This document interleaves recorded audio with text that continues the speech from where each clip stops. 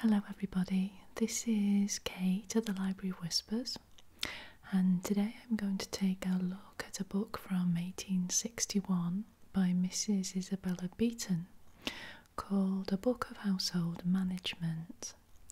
Now, I've already done a video using this book earlier on, but I thought I'd revisit it since it has some very interesting content and gives us a glimpse into the life of the 1860s middle and upper class households in Britain. We'll begin by starting with the mistress of the house, and we will take a look at Mrs Beeton's ideas for the schedule for the mistress for that day.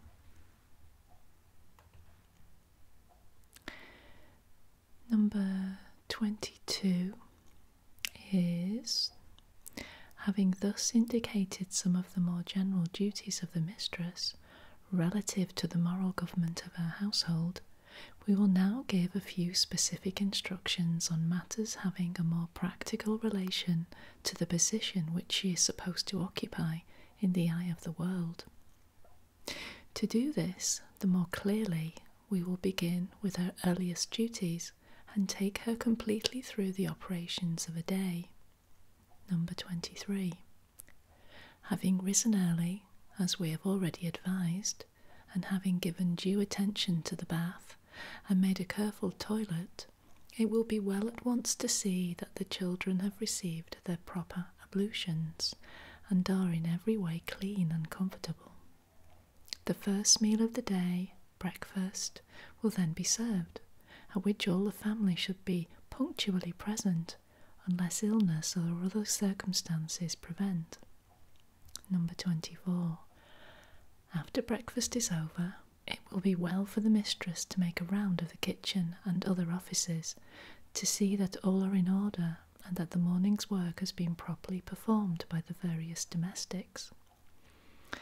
The orders for the day should be then given, and any questions which the domestics desire to ask respecting their several departments should be answered, and any special articles they may require handed to them from the store closet. In those establishments where there is a housekeeper, it will not be so necessary for the mistress personally to perform the above-named duties. Number 25. After this general superintendence of her servants, the mistress, if a mother of a young family, may devote herself to the instruction of some of its younger members, or to the examination of the state of their wardrobe, leaving the later part of the morning for reading, or for some amusing recreation. Recreation, says Bishop Hall, is intended to the mind as whetting is to the scythe, to sharpen the edge of it, which would otherwise grow dull and blunt. Unless the means of the mistress be very circumscribed, and she be obliged to devote a great deal of her time to the making of her children's clothes and other economical pursuits, it is right that she should give some time to the pleasures of literature, the innocent delights of the garden, and to the improvement of any special abilities for music, painting, and other elegant arts which she may, happily, possess. Number 26. These duties and pleasures being performed and enjoyed, the hour of luncheon will have arrived. This is very necessary meal between an early breakfast and a late dinner, as a healthy person with good exercise should have a fresh supply of food once in 4 hours. It should be a light meal, but its solidity must of course be in some degree proportionate to the time it is intended to enable you to wait for your dinner, and the amount of exercise you take in the meantime. At this time also the servants' dinner will be served. In those establishments where an early dinner is served, that will, of course, take the place of the luncheon. In many houses where a nursery dinner is provided for the children at about 1 o'clock, the mistress and the elder portion of the family make their luncheon at the same time from the same joint or whatever may be provided.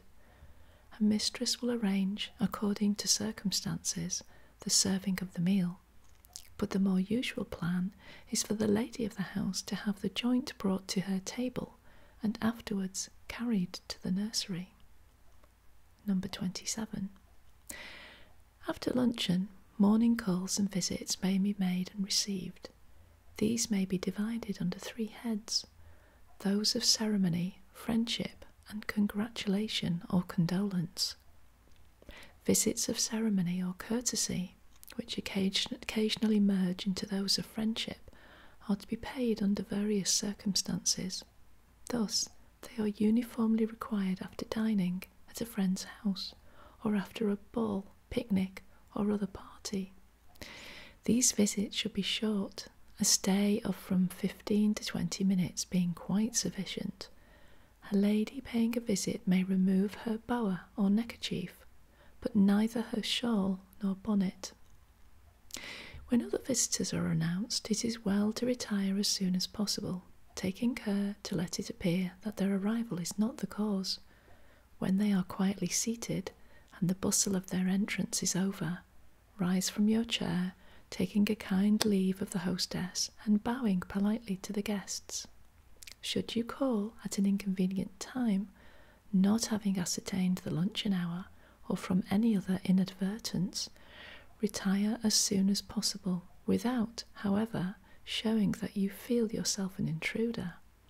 It is not difficult for any well-bred or even good-tempered person to know what to say on such an occasion, and on politely withdrawing, a promise can be made to call again if the lady you have called on appear really disappointed. Number 28. In paying visits of friendship, it will not be so necessary to be guided by etiquette as in paying visits of ceremony, and if a lady be pressed by her friend to remove her shawl and bonnet, it can be done if it will not interfere with her subsequent arrangements. It is, however, requisite to call at suitable times, and to avoid staying too long if your friend is engaged. The courtesies of society should ever be maintained, even in the domestic circle and amongst the nearest friends. During these visits, the manners should be easy and cheerful, and the subjects of conversation such as may be readily terminated.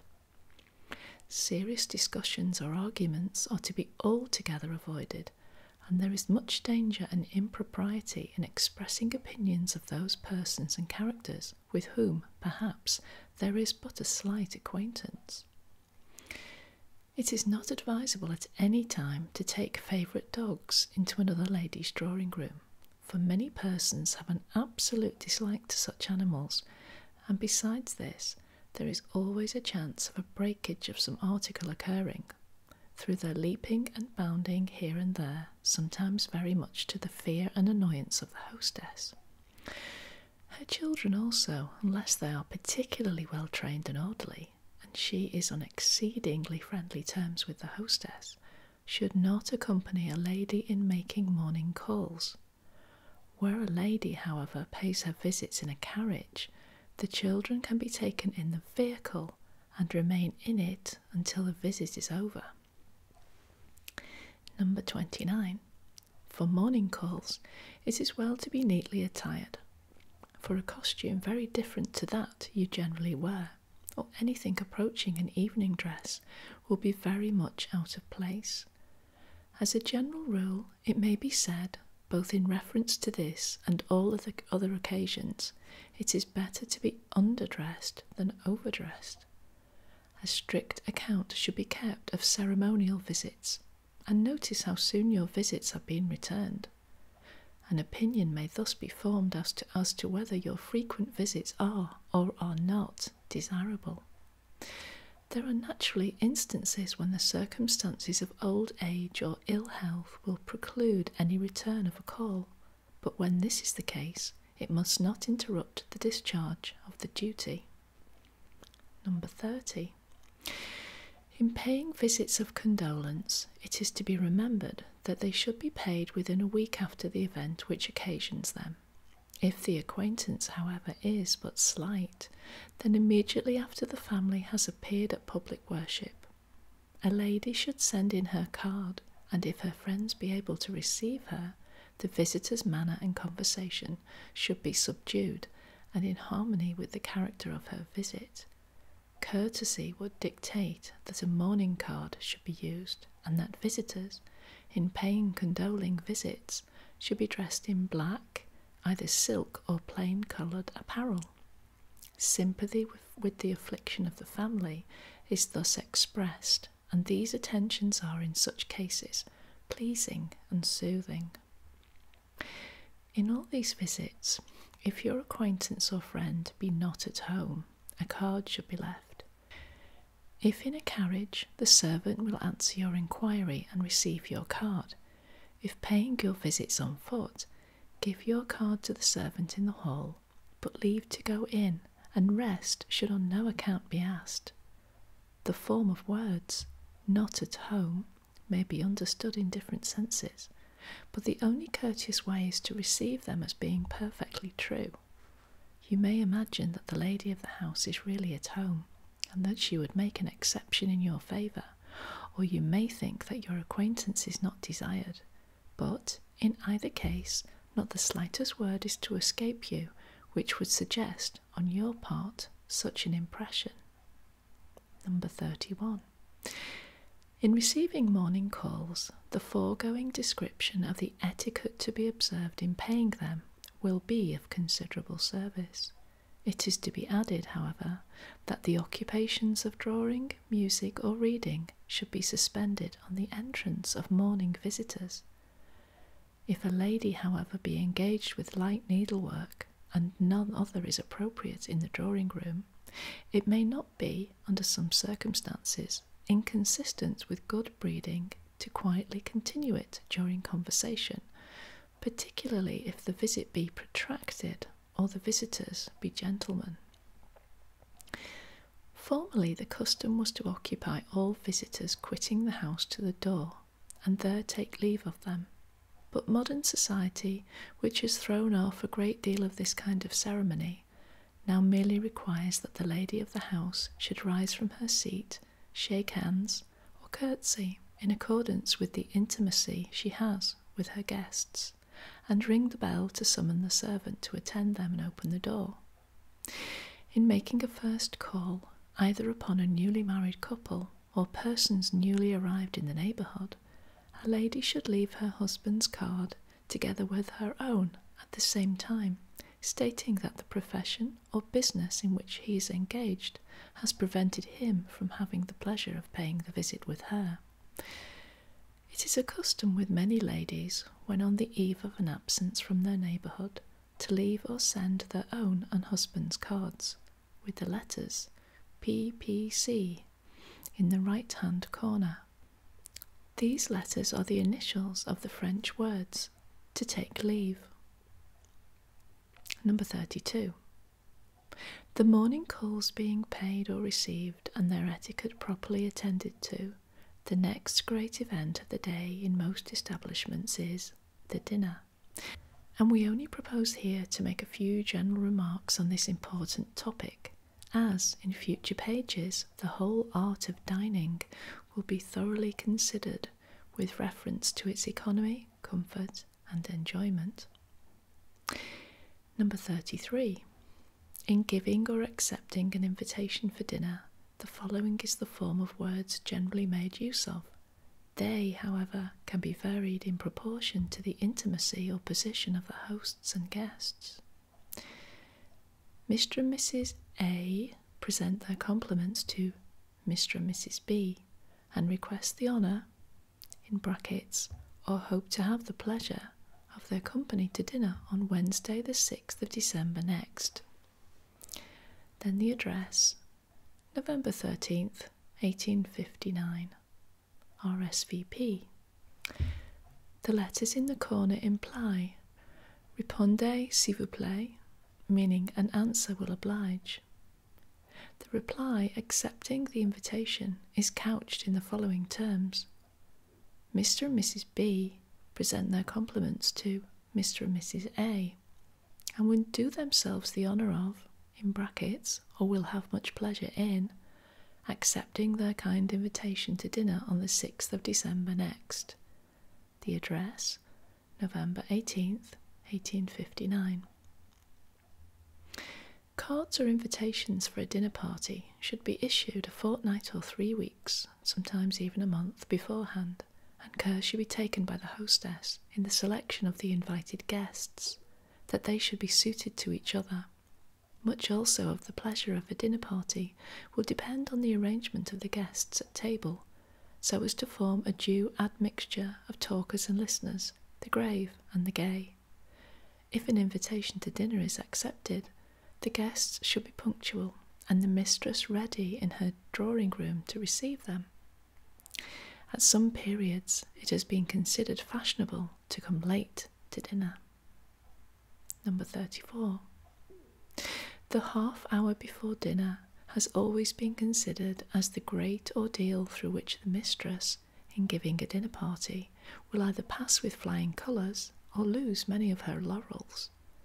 The anxiety to receive her guests, her hope that all will be present in due time, her trust in the skill of her cook, and the attention of the other domestics, all tend to make these few minutes a trying time. The mistress, however, must display no kind of agitation, but show her tact in suggesting light and cheerful subjects of conversation, which will be much aided by the introduction of any particular new book, curiosity of art, or article of virtue, which may pleasantly engage the attention of the company. Waiting for dinner, however, is a trying time, and there are few who have not felt it. In giving an entertainment of this kind, the mistress should remember that it is her duty to make her guests feel happy, comfortable, and quite at their ease, and the guests should also consider that they have come to the house of their hostess to be happy.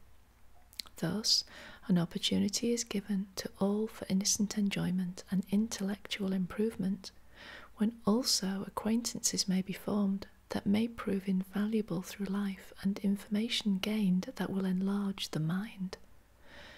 Many celebrated men and women have been great talkers, and amongst others, the genial Sir Walter Scott, who spoke freely to everyone, and a favourite remark of whom it was, that he never did so without learning something he didn't know before. Number 35. Dinner being announced, the host offers his arm to and places on his right hand at the dinner table the lady to whom he desires to pay most respect, either on account of her age, position, or from her being the greatest stranger in the party. If this lady be married and her husband present, the latter takes the hostess to her place at table and seats himself at her right hand, the rest of the company following couples, as specified by the master and mistress of the house, arranging the party according to their rank and other circumstances which may be known to the host and hostess. It will be found of great assistance to the placing of a party at the dinner table to have the names of the guests neatly and correctly written on small cards and placed at that part of the table where it is desired they should sit. With respect to the number of guests, it has often been said that a private dinner party should consist of not less than the number of the Graces, or more than that of the Muses. A party of 10 or 12 is perhaps, in a general way, sufficient to enjoy themselves and be enjoyed. White kid gloves are worn by ladies at dinner parties, but should be taken off before the business of dining commences. Number 36. The guests being seated at the dinner table, the lady begins to help the soup, which is handed round, commencing with the gentleman on her right and on her left, and continuing in the same order till all are served. It is generally established as a rule not to ask for soup or fish twice, as, in so doing, part of the company may be kept waiting too long for the second course, when perhaps a little revenge is taken by looking at the awkward consumer of a second portion. This rule, however, may, under various circumstances, not be considered as binding. It is not usual, were taking wine, for a gentleman to ask for a lady to take wine until the fish or soup is finished, and then the gentleman honoured by sitting on the right of the hostess may politely inquire if she will do him the honour of taking wine with him. This will act as a signal to the rest of the company, the gentleman of the house most probably requesting the same pleasure of the ladies at his right and left. At many tables, however, the custom or fashion of drinking wine in this manner is abolished, and the servant fills the glasses of the guests with the various wines suited to the course which is in progress. Number 37. When dinner is finished, the dessert is placed on the table, accompanied with finger glasses. It is the custom of some gentlemen to wet a corner of the napkin, but the hostess, whose behaviour will set the tone to all the ladies present, will merely wet the tips of her fingers, which will serve all the purposes required. The French and other continentals have a habit of gargling the mouth, but it is a custom which no English gentlewoman should, in the slightest degree, imitate. Number 38. When fruit has been taken and a glass or two of wine passed round, the time will have arrived when the hostess will rise and thus give the signal for the ladies to leave the gentlemen and retire to the drawing-room. The gentleman of the party will rise at the same time, and he who is nearest the door will open it for the ladies, all remaining courteously standing until the last lady has withdrawn. Dr. Johnson has a curious paragraph on the effects of a dinner on men. Before dinner, he says, men meet with great inequality of understanding, and those who are conscious of their inferiority have the modesty not to talk. When they have drunk wine, every man feels himself happy and loses that modesty, and grown impudent and vociferous, but he is not improved. He is only not sensible of his defects. This is rather severe, but there may be some truth in it. In former times, when the bottle circulated freely amongst the guests, it was necessary for the ladies to retire earlier than they do at present, for the gentlemen of the company soon became unfit to conduct themselves with that decorum which is essential in the presence of ladies. Thanks, however, to the improvements in modern society and the high example shown to the nation by its most illustrious personages, temperance is, in these happy days, a striking feature in the character of a gentleman. Delicacy of conduct towards the female sex has increased, with the esteem in which they are now universally held, and thus the very early withdrawing of the ladies from the dining-room is to be deprecated. A lull in the conversation will seasonably indicate the moment for the ladies' departure. Number 39. After dinner invitations may be given, by which we wish to be understood invitations for the evening. The time of the arrival of these visitors will vary according to their engagements, or sometimes will be varied in obedience to the caprices of fashion. Guests invited for the evening are, however, generally considered at liberty to arrive whenever it will best suit themselves, usually between 9 and 12, unless earlier hours are specifically named. By this arrangement, many fashionable people and others who have numerous engagements to fulfil often contrive to make their appearance at 2 or 3 parties in the course of one evening. Number 40. The etiquette of the dinner party table being disposed of, let us now enter slightly into that of an evening party or ball. The invitations issued and accepted for either of these will be written in the same style as those already described for a dinner party. They should be sent out at least 3 weeks before the date fixed for the event, and should be replied to within a week of their receipt. By attending to these courtesies, the guests will have time to consider their engagements and prepare their dresses, and the hostess will also know what will be the number of her party. If the entertainment is to be simply an evening party, this must be specified on the card or note of invitation. Short or verbal invitations, except where persons are exceedingly intimate or are very near relations, are very far from proper, although of course, in this respect, and in many other respects, very much also depends on the manner in which the invitation is given. True politeness, however, should be studied even amongst the nearest friends and relations, for the mechanical forms of good breeding are of great consequence, and too much familiarity may have, for its effect, the destruction of friendship. Number 41.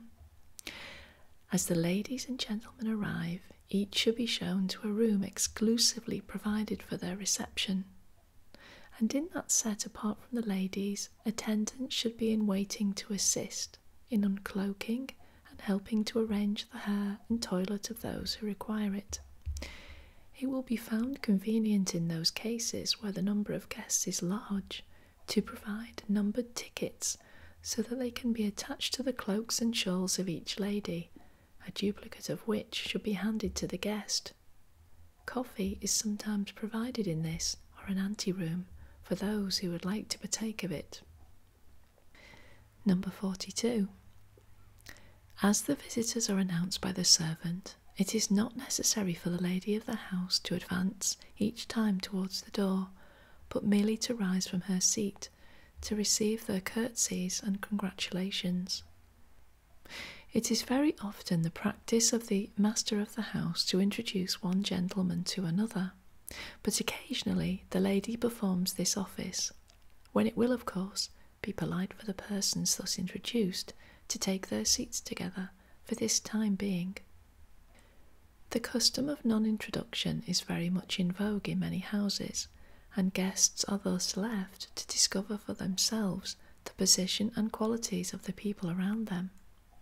The servant, indeed, calls out the names of all the visitors as they arrive, but in many instances mispronounces them, so that it will not be well to follow this information, as if it were an unerring guide.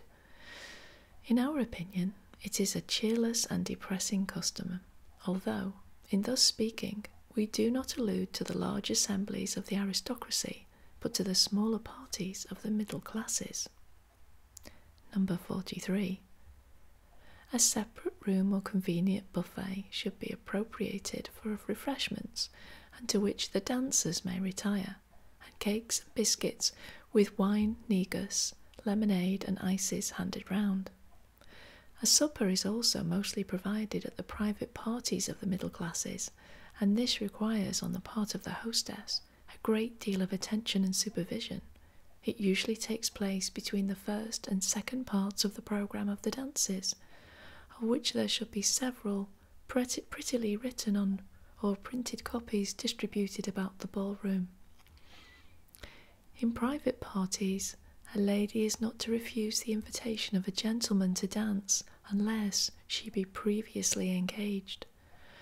The hostess must be supposed to have asked to her house only those persons whom she knows to be perfectly respectable and of unblemished character, as well as pretty equal in position, and thus to decline the offer of any gentleman present would be a tacit reflection on the master and mistress of the house.